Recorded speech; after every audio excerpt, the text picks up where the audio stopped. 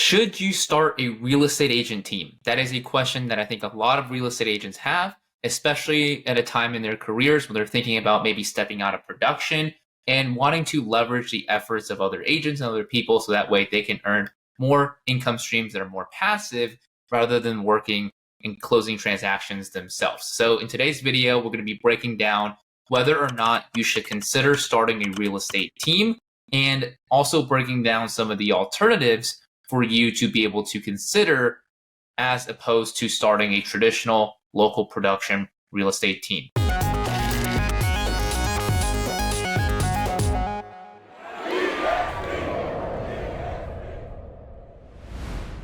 My name is Xin, and I am the co-founder of Asian Wealth Hustle and an organization leader of over 70 agents. And I am joined here by my business partner, Charlie Cameron, who is the founder of Asian Wealth Hustle and has built a real estate agent organization of over 100 agents and has a local production team that is generating now 1 client per day. So they're doing really successful on that end as well. So we're going to be breaking down the pros and cons of starting the production team so that you can make a decision for yourself of whether or not you should start a real estate team. So Charlie, you are currently a team leader of a local production team. So why don't you walk us through your decision to start a local production team so that way our viewers can know a little bit more about what went into that decision and what it's like to actually run a local production team. Thanks, Kobe. That's a great place to start. I had basically had more clients than I knew what to do with, and that sounds like a nice problem, but when you're on the Florida Panhandle and it's an hour and a half to Pensacola and an hour and a half to Panama City, we were getting leads all across that, and I live right in the middle. That was basically becoming impossible for me to work on my own. I'd really done in the past a lot of referrals, just referring to other agents I know in the area or other agents that were part of my other agent organization, which we can talk about. But I'd done some referrals, and that was kind of nice. And I was like, well, why don't I see what it's like to scale that up, right? Because I could charge more if I run a team. And we'll talk about that trap in a little bit. But I kind of wanted to see and test the waters and see what it'd be like to build a brand and try and take more of the market share and run a local production team from like more of a rainmaker standpoint. I did want to get a little bit separate myself a little bit from daily transaction work. Kind of mostly for family reasons. But with that, it gave the opportunity to try and start a production team. So we are doing pretty well now. We're getting nearly a client a day. And so that's really cranking at this moment. But man, it is not without work. Yeah, and I can tell, right? So there's a lot of work that goes into running a production team. And I don't think a lot of people who are thinking about starting a local team knows that. So when you are thinking about whether or not you should start a team, that should definitely go into the decision that you're making of whether or not you should actually start your own real estate agent team. So there's currently a lot of pros and a lot of cons to starting a real estate team. So why don't you walk us through a little bit about who should be starting a local real estate team and maybe what are the pros and also what are some of the cons and the negatives of what it's actually like to run a real estate agent team? Yeah, let's do that. So some of the pros. So the first pro, like I mentioned, is you get to exit transactions and let other agents do that work for you, which sounds super nice. And we'll get into some of the cons of that in a little bit, but it can be nice to some extent, right? Hey, maybe you can do less on the weekends and you don't have to run around as much. There's also the opportunity for higher income potential than just doing referral agreements to other agents, right? Because a typical referral agreement is 25%, sometimes 30%. Versus most production teams, I would say, and most of the ones I've spoken to, kind of just you poll the room and see what others are doing, is about 50% split. So, if you're looking at it pure based on the numbers and nothing else, just the numbers, yes, technically you'll make more by running a production team generally than by just referring it out. We'll get to the gotchas on that too, but the other nice big pro is that you can continue to grow your local brand and try and grow your market share, which means overall, hopefully more transactions as well. So you can continue to try and scale that team over time. But that brings me to some of the cons here. So in order to scale a team like this with 6 agents, right, that's a lot of mouths to feed. And they're coming onto your team. Part of your recruiting has to be, well, I'm gonna give you leads, right? You have to have some sort of value prop for people to want to join your team in the first place, which is a con, right? You have to go recruit. You got to convince them to join your team. But now you got to lead generate at scale, and that's not for the faint of heart. because not only do you have to generate all those leads, you gotta have a way to handle them, right? Your phone can't ring off the hook 24/7. You can't have a bajillion Google ads and a bajillion Facebook ads you're not following up with. That's not going into a CRM that people aren't knowing to call, right? So you've got to have a way and systems and processes and people to handle all of that, or it's all for naught, right? And also another con is it takes a ton of time to mentor agents, especially if they're new, to monitor them, to run and lead a team. They're looking to you for leadership, and to ensure things are done right your way and your team's brand's way. To keep the customer satisfaction for the entire team and your brand high, you have to make sure things are done your way, which is not so easy. The more agents you add, the harder it is to monitor and make sure things are being done the way you want them to be done. Another piece of this is you can lose opportunities with leads in two big ways. One is you got to make sure they're being followed up on, right? Even if they're great, we get a lot of inbound. Well, all of our leads are inbound. So they're high intent, they're high quality, but they're not always going to convert on the first call. And so you've got to follow up with those leads and check on them and see what's going on. If you don't, they're going to be lost, right? You as a solo agent, you know to do that, right? Because you've built this up. You're now generating a lot of leads. You know how much important follow-up is. Some of your team members may not understand that, or they may not want to. And I hate to say that, but they just don't want to follow up with that lead because, well, I don't want to give them another phone call. It's like, well, why? If they just say no, who cares, right?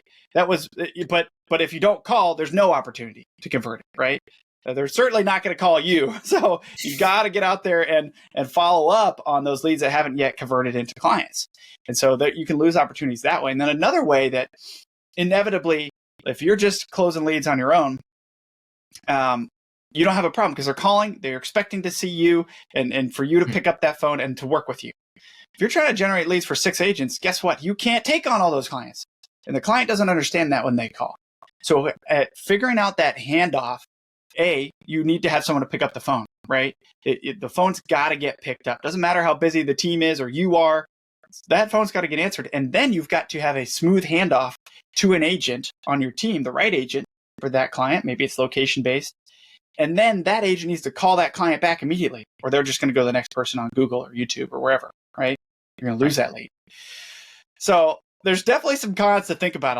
And I didn't know half this stuff until I started running a production team, how difficult some of the stuff was going to be. And it continues to be. I mean, it's not perfect. Certainly what we're doing isn't perfect, and we're improving and making changes every single day to try and stay ahead of it and turn more inbound calls into actual clients. So, I mean, that's just a short list of pros and cons on running a production team. Right. So there's a lot to consider for an agent out there who is thinking about starting a real estate team because, if you are starting a real estate team, you do have to provide all of these resources to your agents because you want to put yourself in the shoes of an agent who's looking to join a local production team. And this is something that I can personally speak on from just my personal experience as an agent. When I came into the industry, I was looking for a local production team to join. And one of the things that I was looking for are leads being sent my way and also local mentorship. So as somebody who is starting a local team, that is something that you absolutely need to have dialed in. You need to be able to generate enough leads to give out to your agents. They generally have to be pretty quality, or your agents are going to look for lead sources elsewhere without having to split commissions with you. And you're going to have to be able to spend the time and the energy and the resources to coach and mentor the agents on your team. So that way they don't feel neglected, with you just giving them a list of names to call or a system to use without you actually teaching them how to close the deals, coaching them through the transaction, making sure that they know what they're doing. So that way, you get that deal closed as a team leader, but also the agent gets to win themselves and closes that transaction as well. So there is a ton of work involved. And if you are generating a lot of leads, this is something you should definitely consider is starting a real estate team. But there's also a ton of alternatives that are out there when it comes to being able to leverage your experience, your skill sets, and also the efforts and energy of other agents in order for you to be able to create a passive residual leveraged income stream so that you don't have to work personally forever yourself. And we're going to be breaking down some of these alternatives here. And really there's there's three big ones, and we'll start with the first one here, which is starting your own brokerage, which I think a lot of people see as a very obvious alternative to starting a team is, should I start a team or should I start a brokerage, right? So Charlie, I know you have some experience in running a team, and you know some of the things that go into starting and running a brokerage as well. So what would you say are the pros and cons of this alternative of starting your own brokerage rather than starting a real estate team? The only pro to start a brokerage is to call yourself a broker. And I really don't mean that facetiously. I do mean that's really what people have in their heads is like, that's the ultimate goal, is to be a broker. And I wish more agents would step back and look themselves in the mirror and go, why, right? What is my why? What do I want to achieve, right? Is it to take on more liability? Is it to take on more work? Is it to now to provide all the tools and training and resources that would be provided by some other brokerage if you just had a team there? You know, to me, I don't see a benefit of a brokerage over a production team. It simply doesn't exist. And most people say, well, it's because the pro is you get to keep more commission. Okay, so let's break that down, right? So let's say you're at an 80-20 brokerage and you're like, I'm gonna go start a brokerage because then I get to keep that extra 20%. Do you though? Right? That brokerage was probably providing tools. It was probably providing more mentorship and training than you could possibly provide. It was probably providing benefits like stock awards, revenue share, all a massive agent referral network, and more opportunities and lead gen programs than you could potentially provide, right? And what is that going to cost? I can almost guarantee it's going to cost more than that 20% split that you are gaining by becoming a broker. Not to mention all the liability you're going to take on, right? Now you get to carry all of the liability instead of letting your broker take that liability and handle it. And now you've got to be the one that has to review every single transaction, every single document to make sure that things don't go south on a liability perspective. And you've got to make sure all those agents are not just doing things the way you want, like on a production team, but are doing them in a way that doesn't get you in legal hot water, right? So, I think I've beat the cons to death enough, but I mean, you have to provide everything, right? Versus if you were at a national brokerage that's been around a while, that already has the tools, the support, the staff to support your agents, a mentorship program, systems that's already there at scale, even freaking healthcare, right? I can almost guarantee you can't do that for the 20% additional that you would make more as a broker. I really do think most people think that broker is the ultimate goal, and it couldn't be further from the truth. You're only giving yourself more work and more expenses and more liability and more opportunity to fail your real estate business when you go take on that broker role, versus putting yourself somewhere really smart that allows you to scale in one way or another, whether that's a production team, whether that's referrals, whether that's the third option we're going to give you here in a minute. For me, I don't see the benefit.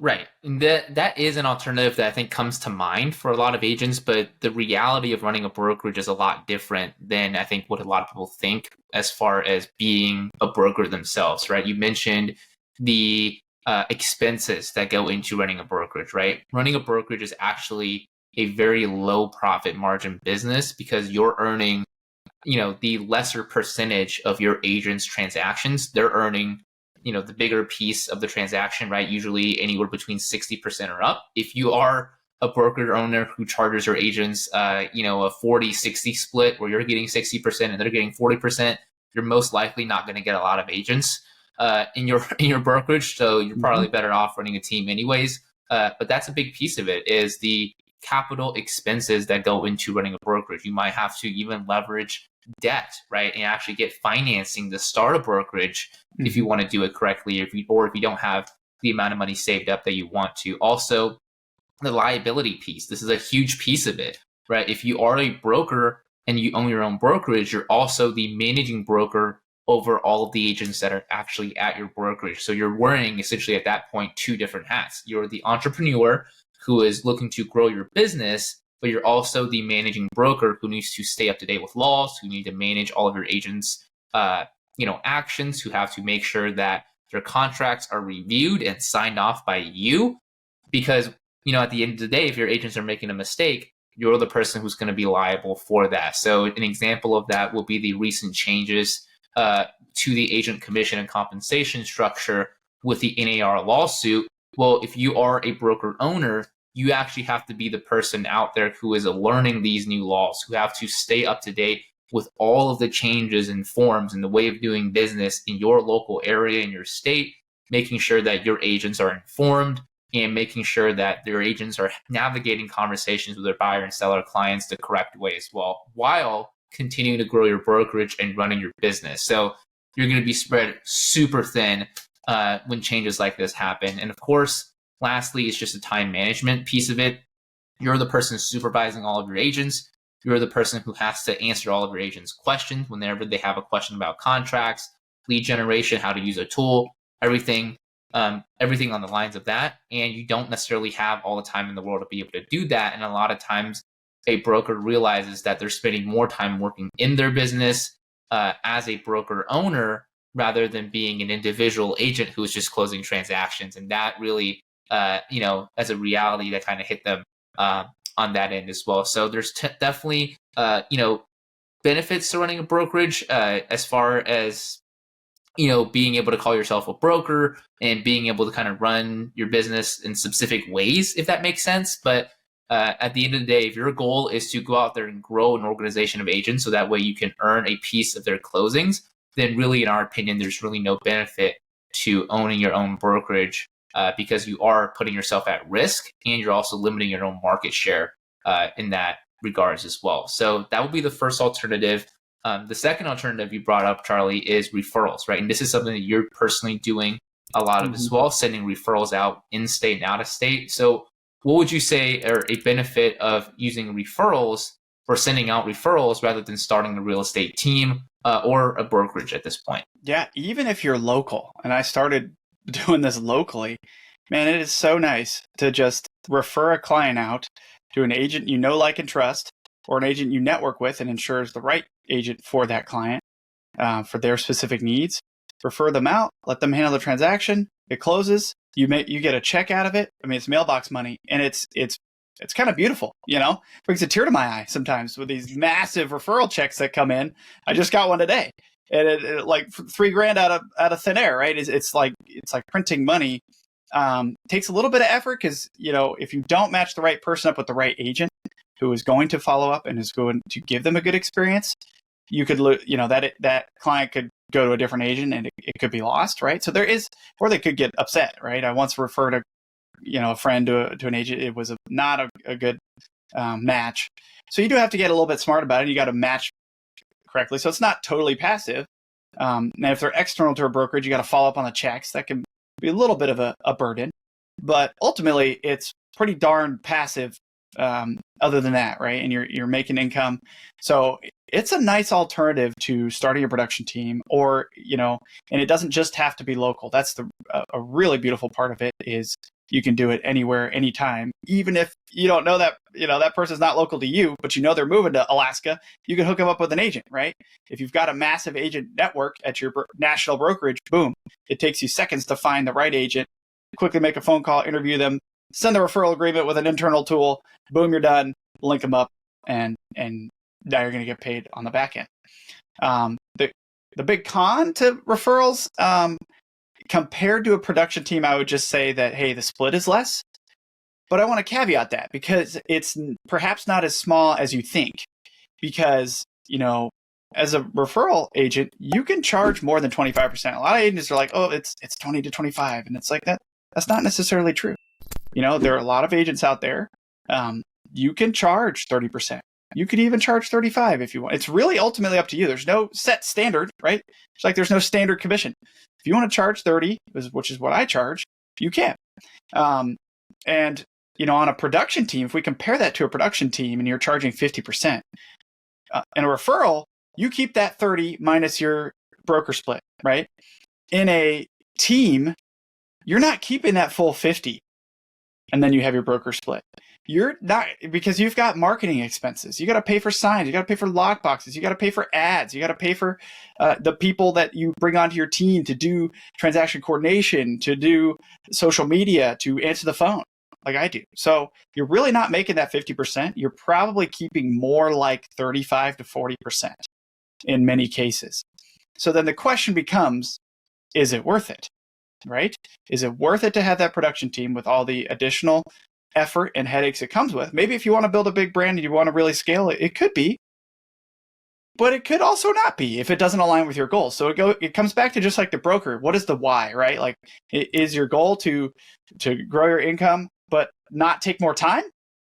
Okay, referrals may be the way to do it, right? You can still lead generate as much as you want, right? You don't necessarily, but you don't have to babysit. You don't have to oversee transactions. You don't have to run any of that, and you still get a pretty good split. And if you look at the referral split, you just get that amount, or team split minus expenses, it could end up being pretty close. Right, exactly. It comes down to why you're trying to do this in the first place, and sending out referrals is very similar to running a team, except the fact that you actually don't have all those management expenses and the effort that you're putting into, I guess, training the agents in your team as well. So if you are generating a ton of leads, this could be a very, very good alternative for you to be able to leverage the leads that you're generating without having to set up the structure of a traditional local production team that you might be considering doing. So the third alternative to starting a real estate team is, in our opinion, the best alternative to starting a real estate team, and that is starting a real estate agent revenue share organization. And again, like we mentioned earlier in this video, I currently have an organization of 70 agents in my group, and Charlie has built an organization of over 100 agents.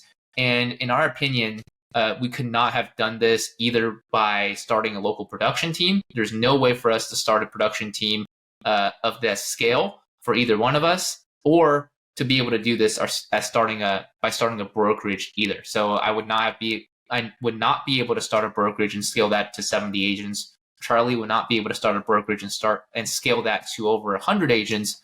But we've been able to do this and have these many agents in our group through the revenue share organization model. And Charlie, I would love for you to be able to break down why that is and why agents can really benefit from this alternative rather than starting a team on their own. Yeah, there's a couple of really cool things, a whole laundry list, but we'll just touch on a couple today about a rev share organization. I mean, it's almost totally passive.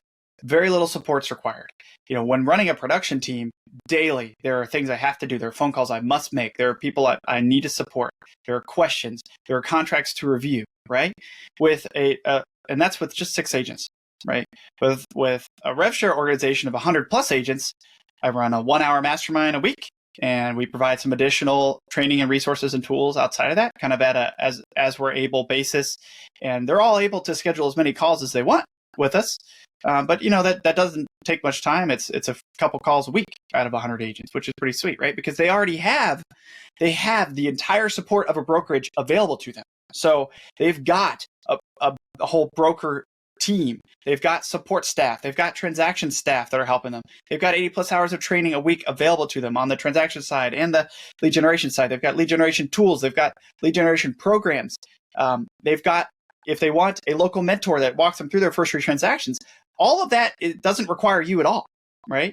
Like, you could point them to the right direction. You absolutely should, if they have a question, point them in the right direction to help them so that they can get on their feet and they can get transactions closed and grow their business. But ultimately, the support we really provide is additional training to help them grow their business and achieve more freedom in their business. And so we kind of do that in unique ways and through our mastermind and recordings and different tools and things that we uniquely have with our free organization. But it really creates like the ability to scale and still get cuts of every transaction out of the broker's pocket, not theirs, right? So it's free to support them. It's free for them to be supported, and you only win when they close more transactions, which I think is the perfect win-win relationship. So you got to think of this in terms of scale, right? Compare that to the production team. It's not easy to even build a team of 6 agents, and there's no way. Well, maybe we could get close to 100 transactions a month. It would be pretty dicey, though, to even manage that. I can't even. That would be tough. But an organization of 100 agents, if they all close one transaction a month, I didn't have to oversee any of that, and I get a cut of all of it, right? Even easier than referral splits or referral agreements, because we don't have to do an agreement; it just happens automatically. Right.